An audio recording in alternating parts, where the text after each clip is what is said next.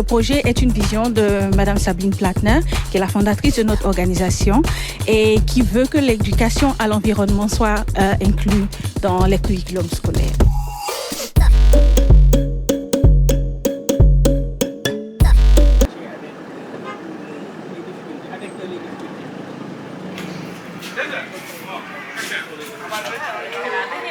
Ça va bien. Ça va, alhamdulillah. Alors, monsieur John, c'est le directeur. Ça va bien. Maintenant, à la page 62, observez les deux images que vous voyez. Observez, regardez, vous observez, d'accord? Qu'est-ce qu'on a ici? Qu'est-ce qui est représenté ici?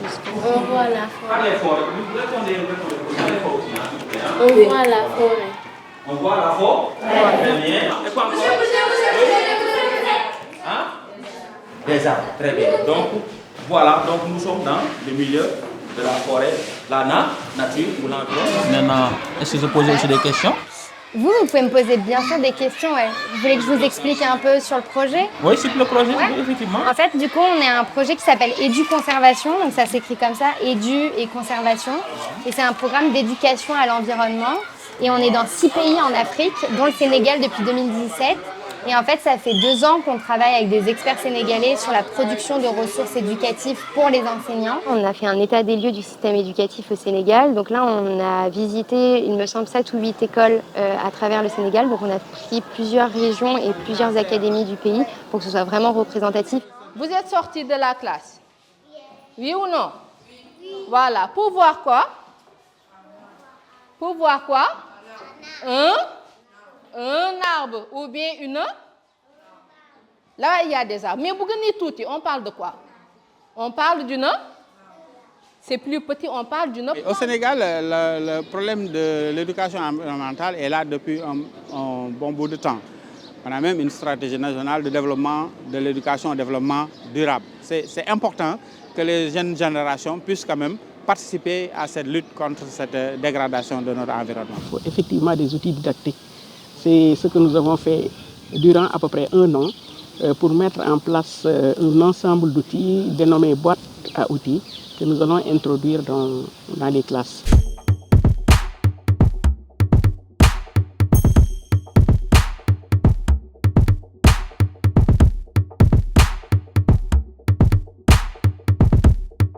Pendant 22 mois, on a travaillé sur l'élaboration des ressources et du contenu et du conservation au Sénégal avec nos 5 experts nationaux, donc les 4 collaborateurs et notre coordinateur national.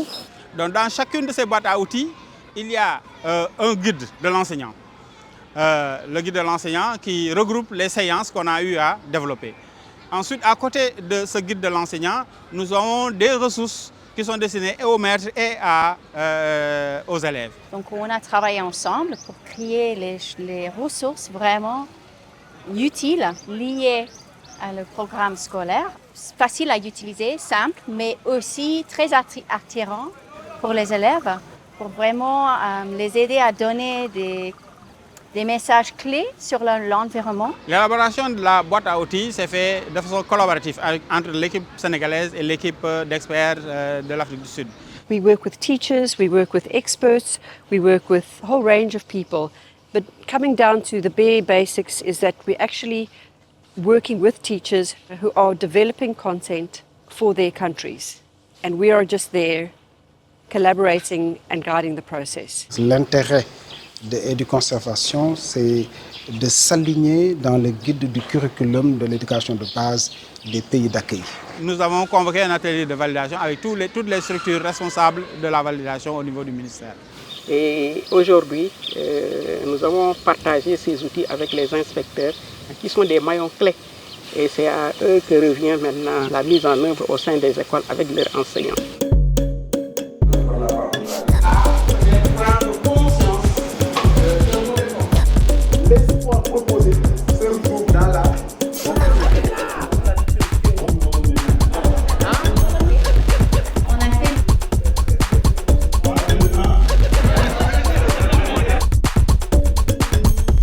Pendant cette phase pilote, nous accompagnerons les enseignants de manière très proche. Et donc chaque école va recevoir 3 boîtes, une boîte par niveau.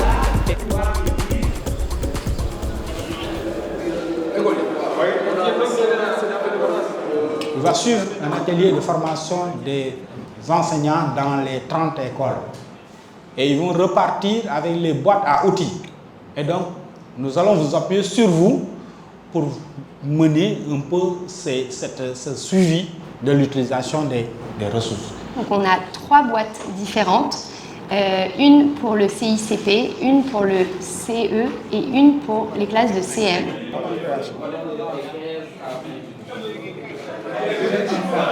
Nous avons commencé quand nous avons coupé les affiches. Il y a aussi des grandes affiches comme ça. Really nice, simple, vivid artwork, easy to understand, simple text, and the students love it. Les figurines que vous collez directement, non seulement c'est facile, mais c'est maniable. Donc une grande personne comme un enfant peut le faire. C'est vraiment quelque chose que je trouve extraordinaire. Ça nous permettra de gagner du temps. Par exemple, vous mettez 5 minutes ou bien 3 minutes pour expliquer une chose avec les figurines dans quelques secondes. Donc les enfants parviennent à comprendre et ils sont motivés parce que c'est amusant avec les couleurs et tout. Même les marionnettes, j'en vois comme ça, mais je n'ai pas touché. Les tableaux d'images, les cartes là, les rubans. Je n'ai jamais enseigné avec ces outils pour être sincère. Je viens de les découvrir et vous voyez qu'avec ça, on est efficace, on apprend, on enseigne beaucoup de choses et on n'utilise pas de la craie. Et vous voyez, la craie, c'est un objet quand même qui pollue l'air. Hein?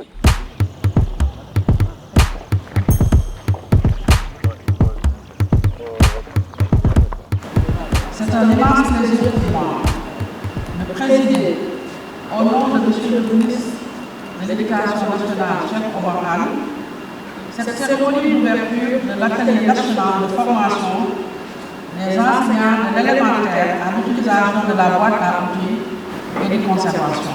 Je vous remercie de votre attention. Donc, apprendre est un processus par lequel une personne acquiert des connaissances, maîtrise des habiletés, mais aussi développe des attitudes. Et là, je vous apprends bien maintenant l'approche par les compétences. Ça, c'est un ensemble d'éléments utilisés. On continue maintenant sur comment qui nous intéresse. Nous avons partagé d'abord une démarche, parce que pour aller dans les classes, c'est important, la pédagogie. Et nous sommes d'accord sur une approche qui se trouve être l'approche apprentissage actif. L'apprentissage actif, c'est un peu basé sur la pédagogie moderne. Donc, au lieu de centrer l'enseignement sur l'enseignant, on est plutôt centré sur l'activité de l'élève. Et par activité, on entend à la fois activité physique et activité cognitive. C'est lui qui va vers la recherche du savoir, c'est lui qui construit son savoir, c'est lui qui élabore des messages pour pouvoir agir sur son environnement donc de façon positive. Donc, on n'a pas sa troisième nuance. Qu'avons-nous là? Oui. Un match de football. Donc, disons, c'est finale Coupe du Monde, hein, Sénégal, peut-être Gabon. Hein? Et qu'à la fin du match, presque à la fin, Sadio Mané a fini par mettre un but, donc qui permet au Sénégal de remporter la Coupe du Monde. Oui, maintenant, la réaction des Sénégalais qui suivent, qui sont à côté, pas loin de chez Aminata.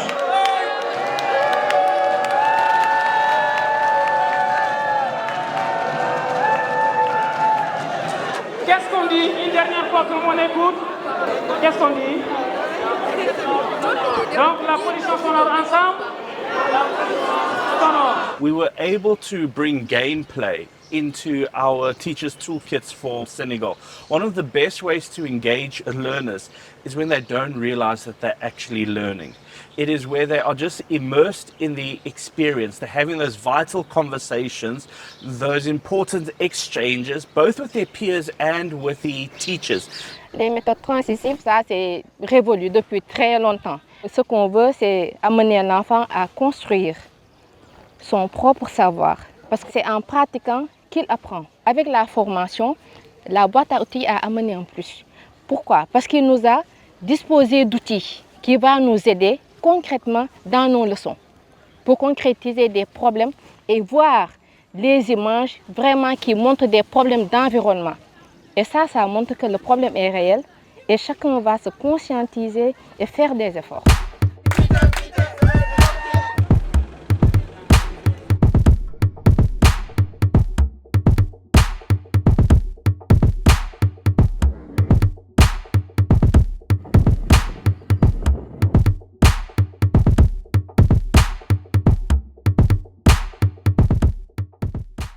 Sur le plan ornithologie aussi, on est à 80 espèces d'oiseaux.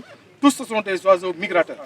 Et ces oiseaux, comme instant, on est en période d'hivernage, effectivement, ils vont trouver la tranquillité, ils vont trouver la quiétude et ils vont trouver aussi la nourriture. Parce qu'au moment où je vous parle, on est en repos biologique. Pour qu'on puisse développer ce qu'on appelle des éco-citoyens, il fallait passer à l'école. C'est à travers l'école, l'éducation, qu'on pourra former les générations futures pour qu'ils puissent avoir une attitude responsable véritablement par rapport à l'environnement et qu'ils puissent œuvrer dans ce qu'on appelle la conservation, n'est-ce pas, de la nature mais aussi des biodiversités. Et grâce à l'éduconservation, on a eu des ressources supplémentaires que l'on a eues. Les enfants vont grandir avec des éco-gestes comme on dit et vraiment on compte sur eux pour la protection de l'environnement. Nous qui sommes là, peut-être on a un peu failli, mais là on mise sur les enfants et puis on a misé sur le bon cheval, je crois.